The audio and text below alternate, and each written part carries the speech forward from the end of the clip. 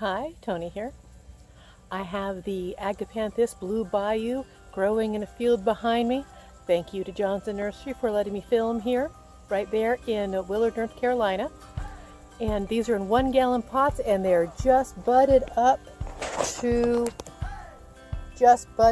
flower and just starting to open up. You can see a little bit. But even in these full gallon pots,